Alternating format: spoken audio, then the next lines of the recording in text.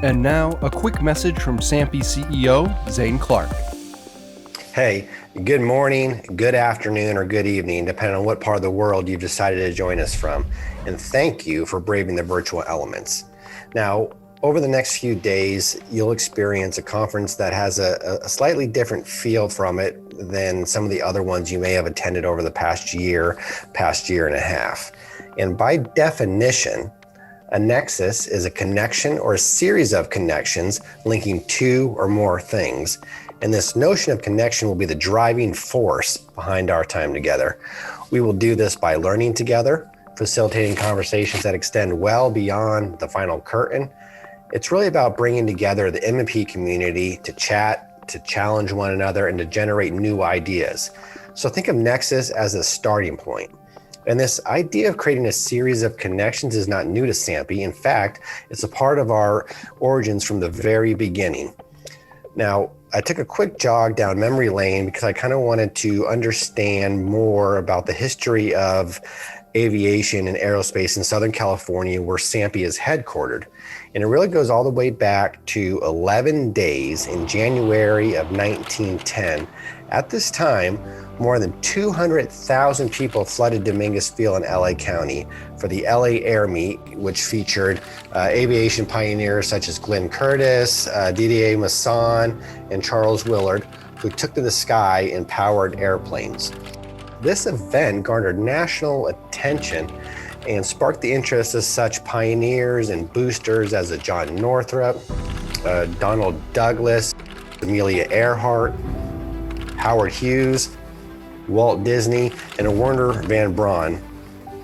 And these individuals, they saw this spectacle and had the vision to know that it could become more than just entertainment, that it could become a real industry. So this alliance between Hollywood, aviation, and aerospace created a magical idea of what could be and fueled rapid progress. During the 1910s and end of the 1920s, dozens of small aircraft manufacturers sprung up all across Southern California. And it also launched future mammoth manufacturers such as Lockheed, Douglas, North American, and Northrop. Then the Depression hit, and it kind of set the industry back a little bit, and many of the smaller companies had to close their doors. But when America officially entered World War II in December of 1941, the aviation industry came back soaring to life. And it was around this time, at the direction of FDR, that Donald Douglas spearheaded a massive effort calling together all the major players.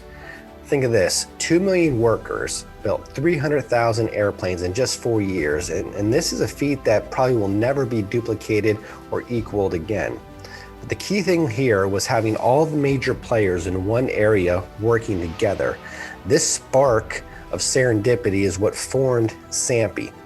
And then in 1944, 9 Southern California aerospace professionals with representation from Lockheed, Air Research, Douglas, North American, and Northrop started what was then called the Society of Aircraft Material and Process Engineers, a name that we held until the dawning of the space age. Then in 1959, with the move to becoming a national organization, the name was changed to the Society of Aerospace Material and Process Engineering, moving from a focus of aviation to aerospace. Then, in 1973, recognizing that the membership had grown beyond the aerospace industry, the name was adopted to what we use today, the Society for the Advancement of Material and Process Engineering. Okay? But back to the formation in 1944. The catalyst then was the concern over the scarcity of materials. We still face that challenge right now. But the founding 9, they believed that a network of material and process engineers would provide the best means for information exchange and prevent duplication of effort among companies working towards a common goal. So check this out. At the very genesis of SAMPE in 1944, it was all about creating a network that could facilitate information exchange and work towards a common goal. A network that could create information exchange and work towards a common goal. And this nexus, this series of connections that formed SAMPE in 1944 is still true to who we are today. As individuals, You can increase your technical knowledge. Maybe it's learning about how destructive testing translates into design, or the flow of research data into applications, right? But SAMPE can connect you to the right person to solve problems and find solutions. SAMPE can create networks that lead to career advancement, maybe find your second or your third career calling, maybe your fourth, I don't know. But it provides leadership opportunities, global exposure and recognition. So in a lot of ways, SAMPE is the matchmaker that brings together the material and process engineers to make a positive change in terms of how this world is built. So that's as a collection of individuals. When we look towards what we can do together as a community, it becomes that much more amplified. So SAMPE provides the forum where the building blocks lead to practical application that can address some of the biggest challenges. And we've seen this. The use of boron and aerospace pre-carbon fiber that ultimately led to solve load problems with the first composite golf clubs, right? We see composite usage in commercial aircraft that address light weighting that resulted in extended flight range. And then looking at another example of Moore's law that doubled the amount of memory that could be stored in a computer chip so that we now have a massive computer power in our pockets. So by providing a forum, SAMPE can facilitate the building blocks needed to address some of today's, maybe even tomorrow's biggest challenge, issues such as sustainability, not just recycling, but managing energy use and reducing our CO2, NO2, and VOC footprint, using plastic scraps to manufacture low-cost housing, building the infrastructure to support urban air mobility and a hydrogen economy. So as a collection of individuals with common goals, we can change the way the world is made. Creating a network that leads to information exchange that addresses common goals will result in changing the way the world is made. Just as those 9 individuals came together for a common purpose and charted a new story for SAMPE, we too come together. Back in the day, that might have taken place at the historic Proud Bird restaurant in Los Angeles over a drink or two. We know that today it happens at the SAMPE Spring Conferences, it happens at CAMX, and now it can happen 365 days a year. The platform that you're on, SAMPE 365, will be your home for making connections and information exchange. The key, just as it was in 1944, is to get involved, to activate, to pull up a seat at the table. And by doing so, we will gain much benefit as individuals, sure, but collectively, we will write the next chapter of material and process innovation. From the founding 9 to the likes of George Epstein, Sam Destin, John Del Monte, Mort Kushner, George Lubin, Susan Ruth, Bill Dahlgren, Gail Hahn, right? The list goes on and on. Akio Shindo, Katie Thorpe, Les Cohn, Tia Benson-Toll, Don Adams, to you and to me. SAMPE is a legacy of connections. SAMPE is the neXus. I encourage you to take advantage of these next few days and to continue the conversation on 365. Remember, we are a network that shares information, and through common goals, we will change the way the world is made. Thank you.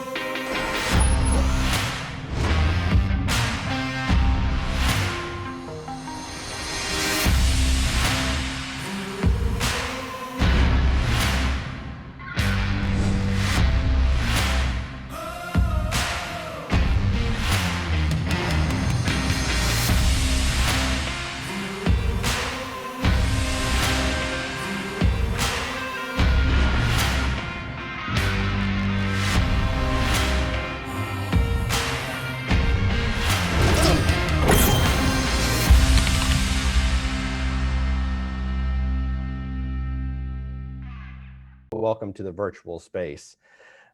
Speaking of connections, I'm honored and privileged to be connected with today's opening keynote presenter. Colleen Pritchett is president to Hexcel's America's Aerospace and Global Fibers business.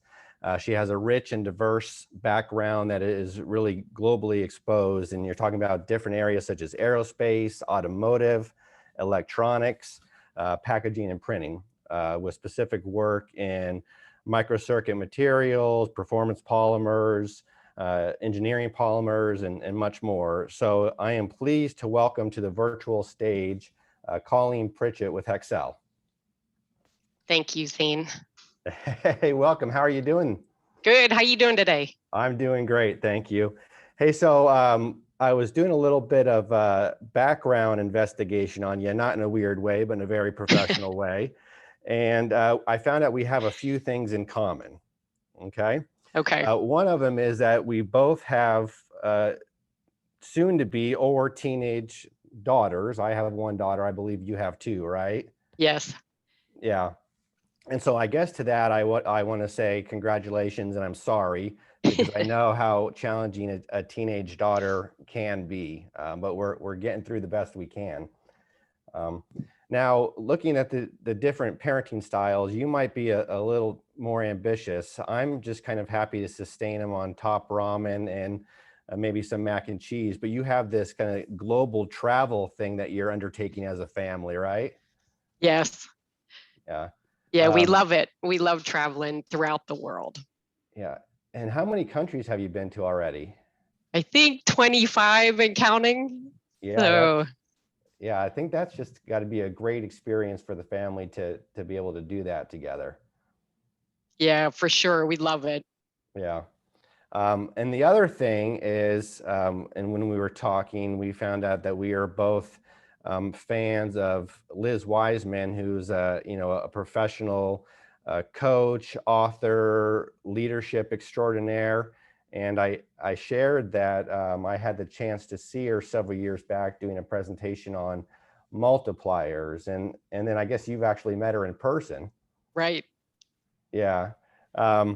So I was reading up on Liz, and in one of the favorite quotes that really stood out to me that she wrote is this: it isn't how much we know that matters. What matters is how much access you have to what other people know. So we feel very fortunate to have access to your great background and information that you're going to share with everybody today. So thank you, Colleen, and the stage is yours. All right. Thank you, Zane, very much. And good morning, good afternoon, good evening, wherever you are in the world right now. I want to thank you for joining today. I really appreciate it. I want to thank Zane and the whole SAMPE team for coordinating today's talk as well as this week. So thank you very much. Today, I'd like to talk about the future of composites and our Hexcel vision for the industry. We'll have a Q&A at the end, and if you have any problems seeing me, seeing the charts or hearing me, just let us know and we can adjust in this virtual world. So with that, we'll go ahead and get started. So as Zane mentioned, just to briefly introduce myself, I'm Colleen Pritchett. I lead our Hexcel Aerospace Americas and Global Fibers business. And I've been with Hexcel now about 2.5 years. I'm based in the San Francisco Bay Area. And prior to Hexcel, I spent 22 years at DuPont leading material science type businesses in aerospace, in automotive, in electronic industries. And for those that don't know a lot about Hexcel, we are a global leader in advanced composite technologies. We've been around for 73 years, and our company was founded by some Berkeley engineers in their garage in California. And one of our key strengths as a company is our vertical integration of a really broad portfolio of products. And that vertical integration helps us to optimize our materials in working together, be that our carbon fiber with our reinforcements and prepreg materials, or our honeycomb core and optimizing that in our engineered core and our engineered structural parts. We serve 3 major markets: commercial aerospace, space and defense, as well as industrial markets. And when I say industrial, think wind, energy, automotive, marine, various recreational applications. Prior to the pandemic, we were about a $2.5 billion company. So we definitely felt the impact of last year and the hit from the pandemic to commercial aerospace. We have manufacturing sites, research and technology centers all throughout the world. And we have about 5,000 employees strong globally. And again, that's post-pandemic numbers. So with that, let's turn to the next chart. And I just wanted to take a minute and reflect on last year. And it was a heck of a year that required some quick action. As many of you, we had to react really quickly as customer demand was falling in commercial aerospace. We had to respond very quickly and right-size our business. We had to cancel our Hexcel and Woodward merger early in the year last year. We targeted cost structure reductions of almost 150 million by mid this year. We had to tighten up on all cost spending, capital spending. We had to idle many assets, again, to the new lower demand and really right-sizing our business while still optimizing and being ready for the ramp back up and the growth, be it this year and as we look forward in 22 and beyond. I was real proud of our team and the quick actions that we took. And so if you turn the chart, those quick actions turned into positive results. We had, if I reflect back on last year, we had the best ever safety performance as a team. And I'm real proud of that. Our team responded quickly, but they didn't just respond, they led the way in putting in new processes, procedures, new personal protective equipment to protect our team against COVID, as well as the normal manufacturing safety items. And at Hexcel, one of our goals is to create a very caring culture where our employees look out for each other and look out for each other's safety. Another thing, as far as results throughout the pandemic, we increased our connection with our customers in a virtual way, virtual webinars, virtual tech talks, where our team of experts, our scientists, our engineers would talk with our customer scientists and engineers. We would listen to what their needs were, and we would look at, okay, can we, meet that need and solution from our current portfolio, and how we process materials, or how we model how our materials work in different applications, or do we create a new generation of materials? And so that virtual connection, I don't think that's going away. That's something positive that came out of the pandemic. We will supplement that with face-to-face meetings, as we are doing now and as we have done historically. But I think that virtual connection helped us increase the frequency and the connection to many of our customers. We align really close with our customers on their demand signal as it went down, and now as it's coming back up, and we remained flexible. Flexible was the key word last year, to be able to adjust and adapt and make sure we needed to do what we did to support our customers' demand. We also took the opportunity to streamline our operations, always about operational excellence and continuous improvement. And we used our assets being down for some development work on next gen products. So we tried to make the best of the pandemic and seeing positive results. So now if we turn to the future and kind of with 2020 behind us, which is a good thing, and we look to the future in 21 and beyond, it's a really bright future for composites. It's very positive, and I want to talk through some of the things that we're seeing in the industry and share that with you today. So let's first turn to commercial aerospace. As we take a step back here and we look at commercial aerospace and growing composite adoption. Composites have been growing over the past 40 plus years.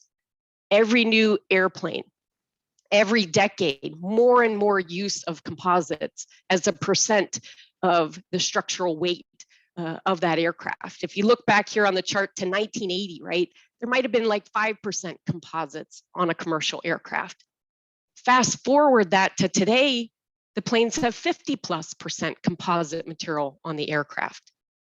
And as we think about next gen aircraft, could be 60+%. So it's a very positive growth story as we look at commercial aerospace moving forward.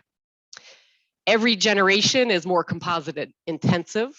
As Zane talked about, it leads to better fuel efficiency. It leads to less maintenance throughout the life cycle of the aircraft. Now, let's turn and look at engines and nacelles. We see growing composite adoption here, offering improved performance, lower life cycle cost. Our Hexcel composites are dominant in the engines of every aircraft flying today. We see significant growth of composite materials in blades, in nacelles. If you look at the graph here, what we're looking at is comparing legacy aircraft to current state, kind of next gen. We see more than 3 times more composite content per ship set in narrow bodies. We see 1.5 more composite content per ship set in the wide body. So again, another growth story for composites. Let's turn to space and defense. Take a look. Growing composite penetration. As we look at percent composites as again, of the structural weight, what are we seeing? In both rotorcraft and fighter jets, we're seeing more and more composite usage, really driven by performance. The newer platforms are using more composites to reduce weight, improve performance, extend range and payload, require less maintenance. Whether you're going from the legacy Black Hawk or the CH-53E to today's version of the K, or the F-18 to the F-35, more and more use of composites, and we see that trend continuing. Now, if we turn and look at our carbon fiber business, again, we're staying very close to our customers. We always do, and especially during volatile times that we were in last year and this year ramping back.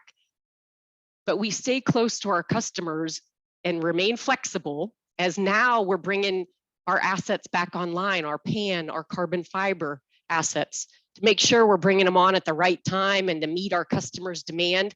So their demand signal and understanding that throughout the supply chain is extremely critical so that we're ready to ramp and we can meet that demand. We see several growth drivers here, one being aerospace, growth in primary, secondary structural materials, engines and nacelles like we talked about. We see thermoplastics enabling this whole new secular growth wave, not only in aerospace and industrial as well. Our carbon fiber has proven best in class in high temp, high performance thermoplastic applications.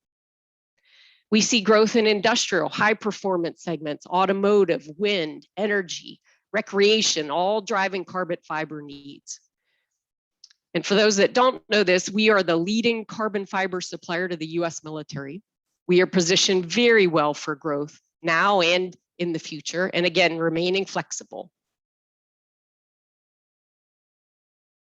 So now let's transition and let's talk about, as we see the growing demand of materials, there's a need for processing of the materials faster, be that in additive, be it in automated manufacturing type processes. Our carbon fibers used in all of these type processes. We have our own additive manufacturing capability within Hexcel. We use selective laser sintering type process to make our, we call them HexPEC 3D printed parts. We partner with companies for continuous fiber processes. As you see here on the chart, be that 3D robotic deposition and curing, as well as continuous fiber deposition. Some key applications where additive processes are a great choice include complex components. Some examples could be optimized brackets, environmental control system ducts, castings. They eliminate the need for expensive tooling. They lower weight, lower costs, and provide cost savings. High performance. We can deliver them just in time, so we really significantly reduce lead time of these parts. So I think and I'll talk more about it as we look to the emerging markets, but we're going to continue to see more and more of these types of technologies and how to process the materials even faster. Now, if we turn to advanced air mobility. So as we look at emerging markets, such as advanced air mobility, we're working very close with partners. We're working close with NASA. We see tremendous growth potential. What gets a lot of attention in the press is the urban transport of people, right? Flying cars from, say, downtown Manhattan to JFK Airport, or from LA to Orange County. But there's a lot of other applications of this technology you can see here on the chart, be that cargo deliveries, medical transfers, military transports. Some companies have received military airworthiness approval, but many are targeting FAA, EASA certification now as we speak. They're targeting those certifications.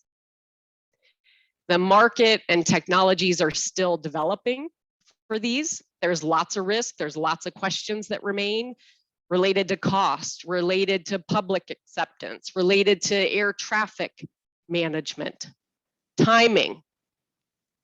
From our view, these vehicles being developed will be heavily composite.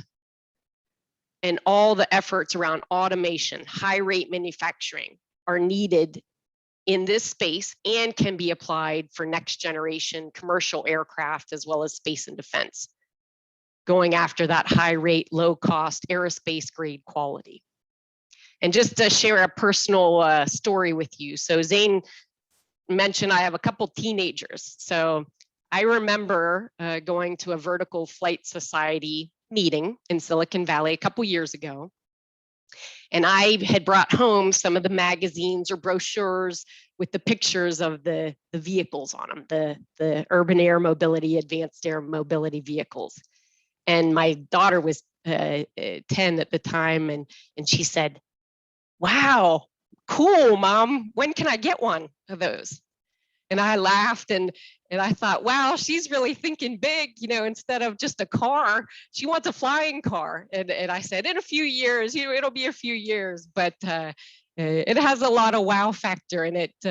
And I'm proud she thinks big, but that might be trouble for my husband and I. So if we turn the chart, we are working, as I mentioned, close with a lot of partners. We're working close with Agility Prime.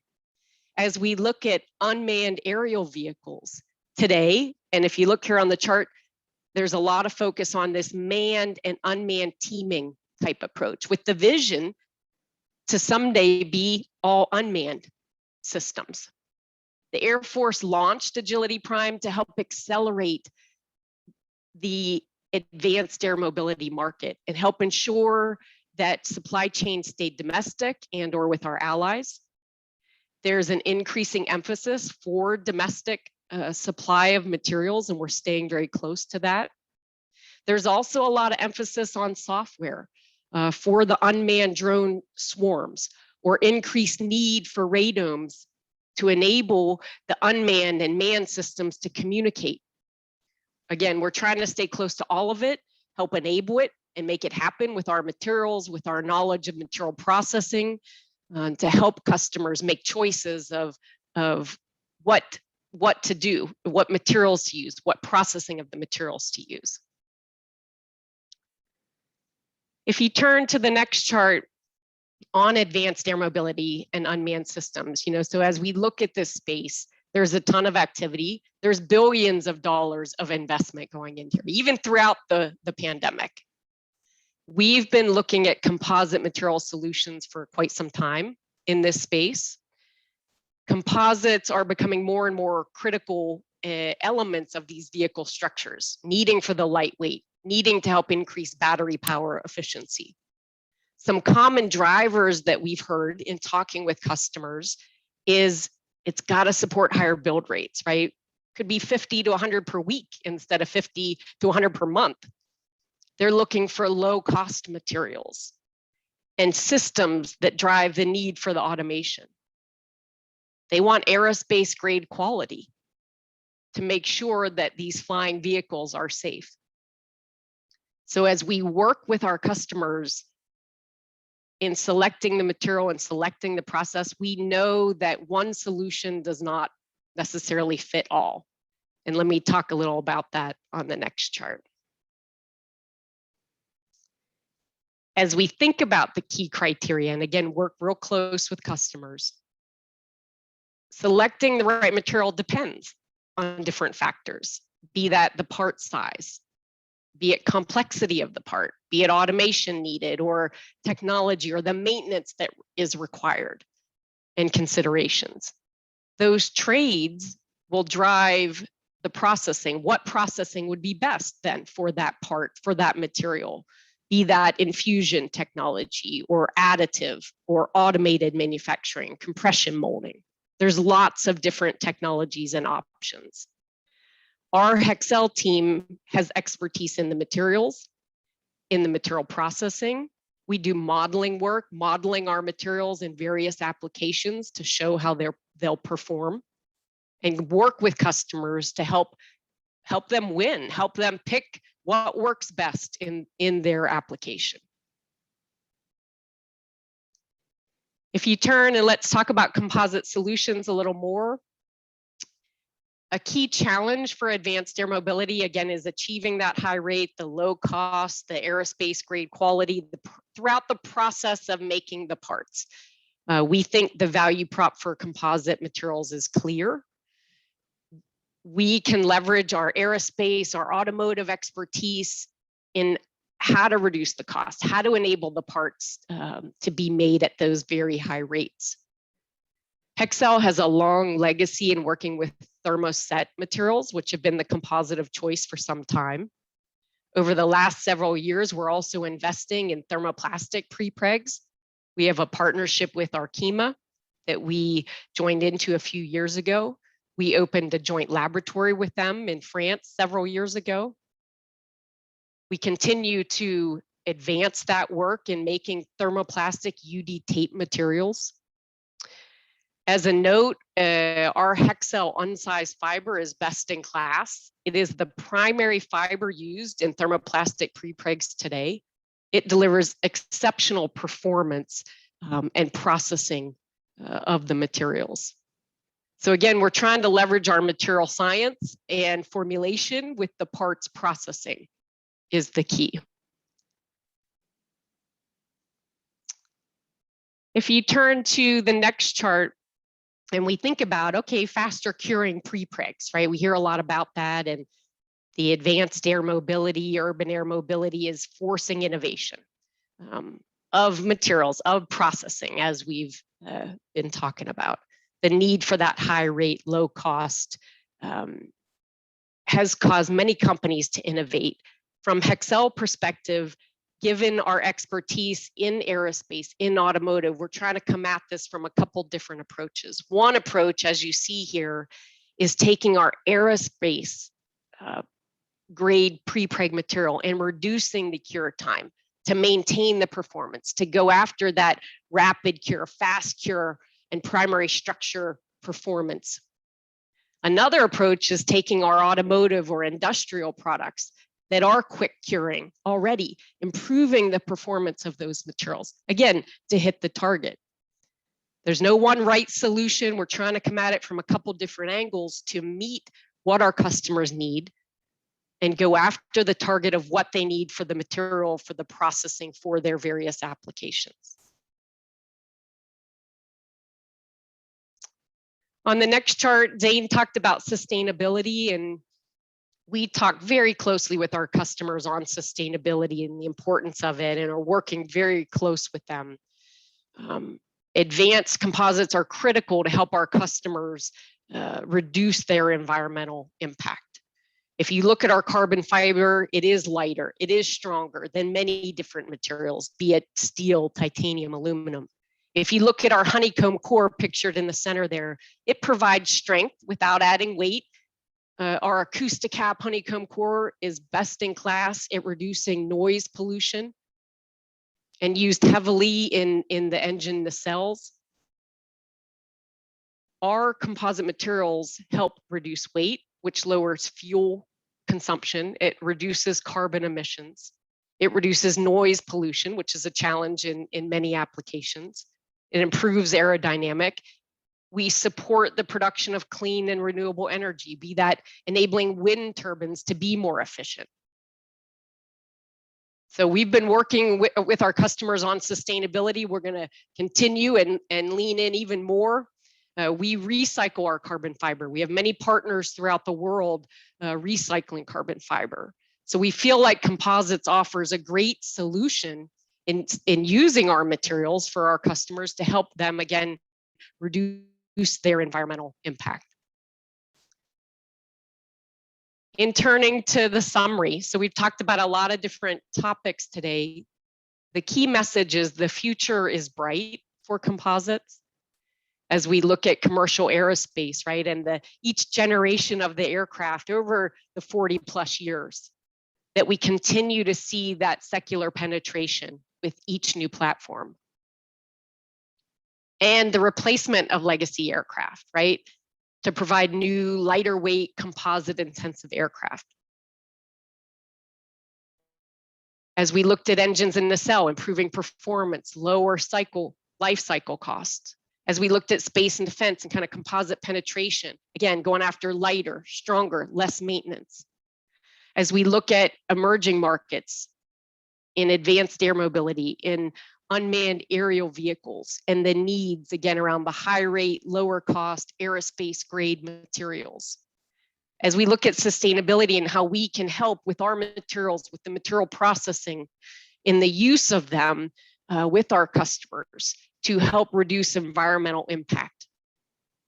So I hope that if you take anything out of the message today, that there is a very bright future for Composites as we look in 2021, as we look to 22 and beyond. We see tremendous growth potential in many different applications. So with that, I will pause. And if you go to the next chart, we're gonna go ahead, we're gonna open it up for Q&A. I'd be happy to answer any questions you have on anything I presented or didn't present. So we'll do that. Hey, excellent. Thank you, Colleen, so much. There's just a tremendous amount of good information in there. So fantastic job. We really appreciate you spending some time with us today. Thanks, Zane. You know, before I get into the Q&A section and go ahead and submit your questions, and I'll get to as many as I can. You know, you shared a personal story about your daughter and the interest in flying cars, right? So as a father of a teenage daughter who is going to be driving soon, I've been trying to look at what it's going to cost to add her to my insurance policy. And it's basically a car payment in itself. So I can't imagine what it's going to be if I have to put her in a flying vehicle, what the rates are going to be on that. I think that'd be quite steep, yeah. Yes, right. So I think she's just going to be walking for a while. I think that's the plan, and that's safer for everybody else out there. That's right. So great. Hey, one thing you touched upon was, you know, sustainability, and that is a big area of interest for SAMPE and this development of a sustainable carbon fiber supply chain. Can you expand a little bit on Hexcel's plans to contribute to, you know, sustainability, environmental repact, and recycling? Sure. So we definitely area of focus. We have a really robust cross-functional teams working together addressing sustainability. I talked, Zane, a little bit about our carbon fiber recycling. We work with partners all throughout the globe to recycle carbon fiber. And one example, a few years ago, we invested in a US startup company called Carbon Conversions Incorporated, CCI. And they repurpose carbon fiber and turn it into high performance applications could be in electronics, could be various high performance applications. So we made that strategic investment years ago and have been working very close with them over many years. We as a company have internal goals in reducing our landfill, in reducing our CO2 reduction strategies. We report out as part of Carbon Disclosure Project in support of our customer needs. So there's many things that we're doing and will continue to do on the sustainability front. But I think the value prop of using our materials for our customers is very strong, again, to help them save weight, be lighter weight, lower cost, save on fuel emissions, save on carbon emissions. So it's, we plan to continue to work with the customers in delivering on that strong value. Yeah, there is two sides to the coin, right? One is the increased performance, light weighting, but there's other part where how carbon fiber can contribute to sustainability. And I think it's one of those things that as a industry, just as Hexcel has a clear thought and plan on how to address it, it's an area of opportunity for the whole industry to take a more of an intentional approach to sustainability. So thank you for the work being done there. All right, we got some questions in here, so I feel like Larry King, we're going right to it. First question is, the A&D market has significantly benefited from the use of composite materials over the years.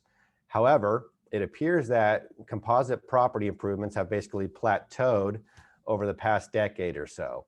Have we reached the apex of what carbon fibers and resins can deliver, or is there more to come? And thus, we as an industry should focus on improving manufacturing processes with existing materials. Yeah, to answer that, I would say there's always more to come. We're always working on how to improve our products, be it our carbon fiber, our pre-preg, engineered core, you name it, how to improve the performance, how to lower cost, improve yield. So from an operational excellence, it's just what we do. And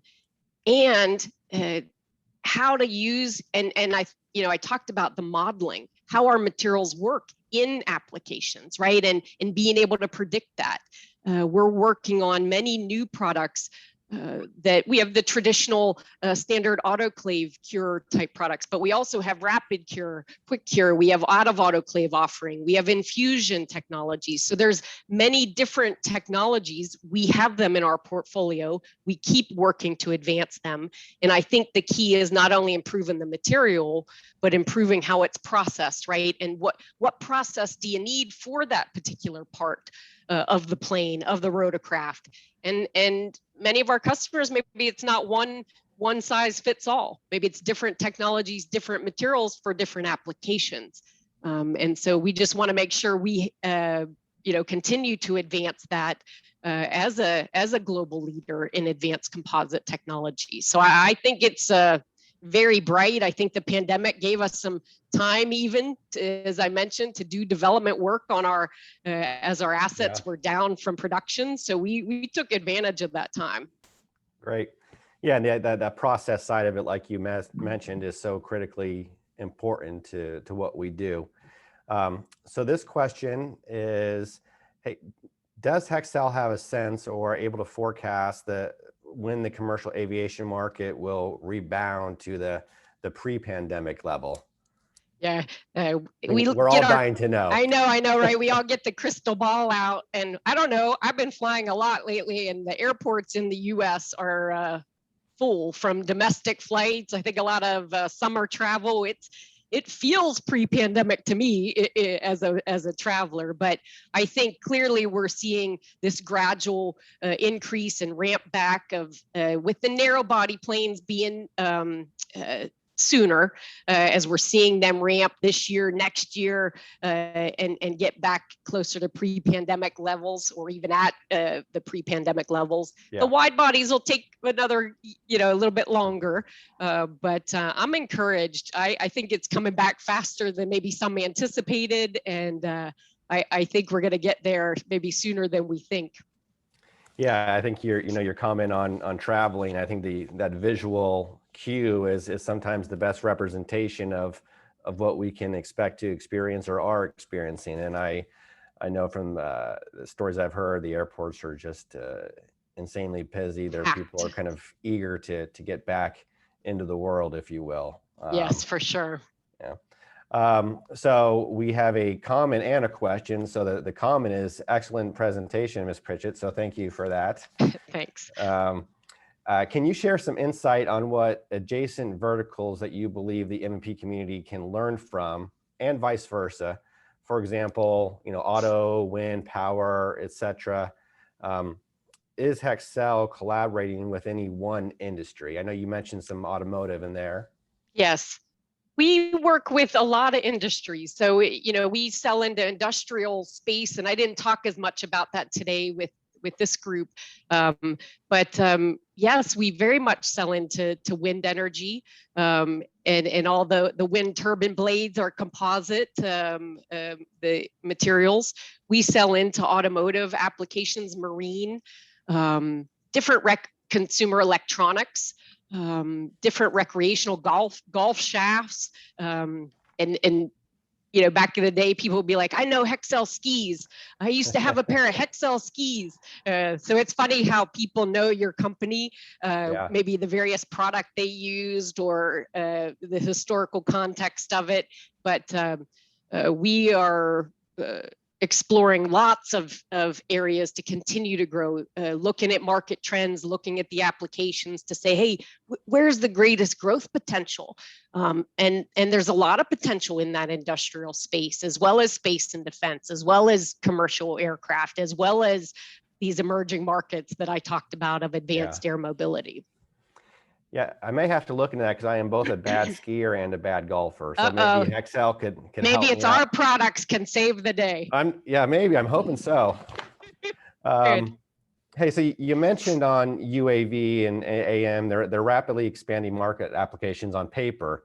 But can you expand on what Hexcel is planning when we look at like faster cure, resin composites, lower cost, fiber resin systems, different material forms or combinations in that marketplace? Yes, so we look at lots of things from carbon fiber.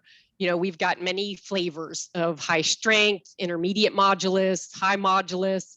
We're constantly looking at how to improve on those fibers that go into many materials. We have, as I mentioned, the standard autoclave cure type of epoxy materials. We have out of autoclave offerings.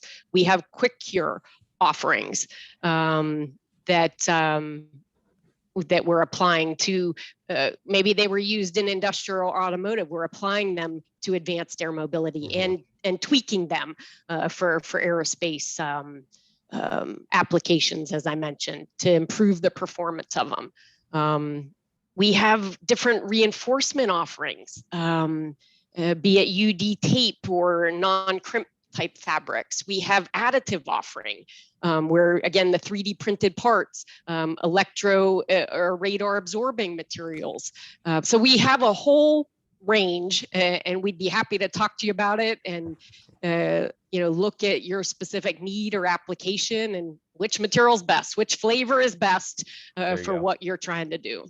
Yeah, it's always interesting when you talk about flying vehicles and UAM and then the hydrogen economy, how the infrastructure will keep up with the technology, right? To really become fully kind of integrated into what we do. So I think it's also something that we need to keep an eye on.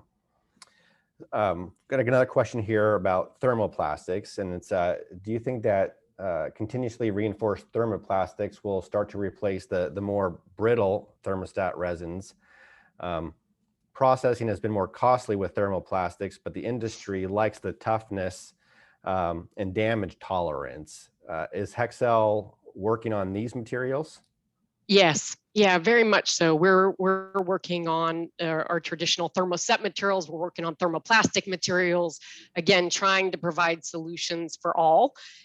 No one solution, I think, meets all the needs. It depends on the part, the application. And so again, we work very closely with our customers to say what what fits best in terms of, is it a thermoplastic? Is it a thermoset? How you process it? All of that comes into play.